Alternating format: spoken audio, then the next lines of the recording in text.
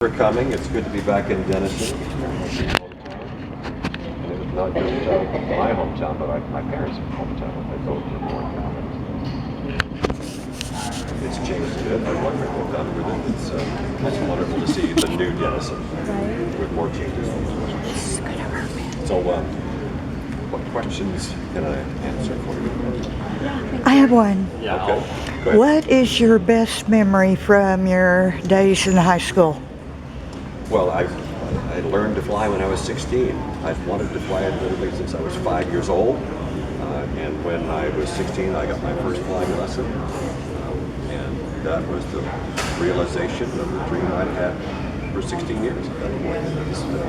And that was what started it. I learned to fly in 1967.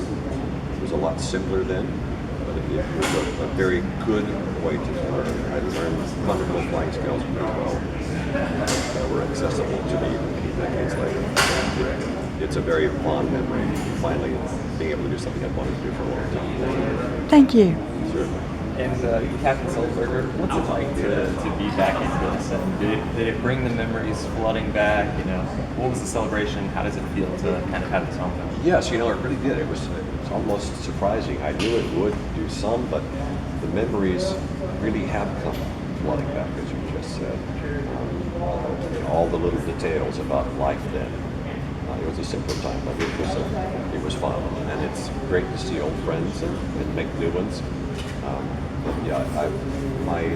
My parents lived out by Lake Texoma, 10 miles outside of town, and so it was, we had a lot more space to roam and explore and go water skiing in the summer and go to the beach.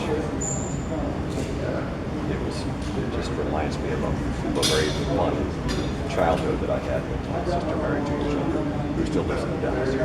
She's here today. We had a great childhood, and it's a lot of fun memories. It's been a special day for you, Captain. Can you talk to me about, so you've been, a big moment in your career is you were defined by the miracle on the Hudson. Is there anything else that you want to be remembered for? Well, it's not up to me to decide what my life will be remembered for than the others.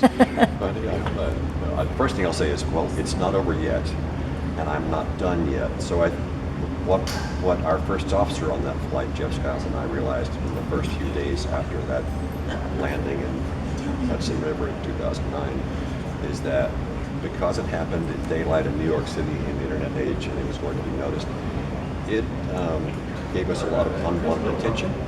But with that came a greater voice to speak out about things we've cared about our whole lives, aviation safety among them. And so it's been the source of wonderful opportunities like this one. It's allowed me to have, depending on how you count them, a number of other chapters in my life I wouldn't have had otherwise. So I have been able to live a richer, fuller life than I would have had otherwise. So we were very fortunate to have the outcome we did on that flight and to have all these opportunities since then.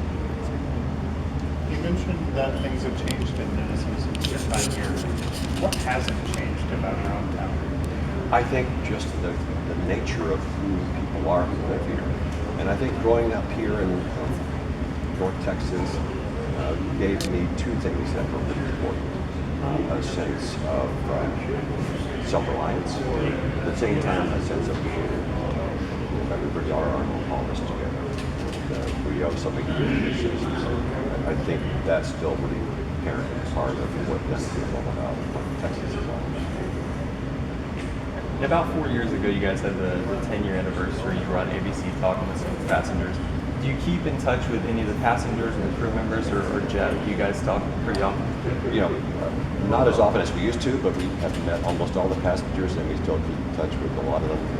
Of course, there were some that we're closest to, but we are a wonderful community. In fact, my father served in World War II, and he told me that after the war, many of the U.S. Navy ship crews had annual reunions, and that's something we did for a long time.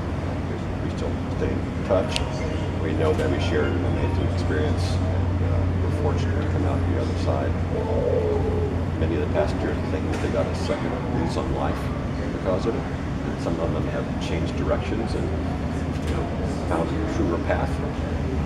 But I think all of us have found some kind of meaning. And I'm just talking more about that day. You were faced with some severe adversity. What is your advice for people when faced with that? Well, first of all, you have to have done the hard work before. You, there's not time to learn what you need to know when that sudden crisis appears. And one of the challenges in aviation, as we've made it so now ultra safe, is it's become more difficult to predict what the next challenge might be. It might be something really unique, like what happened to us that we never specifically trained for. But by preparing yourself well, being a continuous lifelong learner and constantly striving for excellence, you can have a firm foundation on which to then build and to adapt what you know and apply it in a new way to solve a problem you've never seen before by working together as a team. And that's an important part too, that we can accomplish things together we couldn't do individually. Can we go one more question, please? Okay, make it a good one. This is your last chance. So, I'll go ahead. So my dad was a private pilot for a long time, and he's just as passionate about U.S.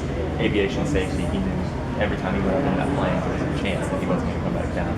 If you had one message about aviation safety and kind of your passion behind that, what would that be? Safety is not a destination; it's a continuous, lifelong journey.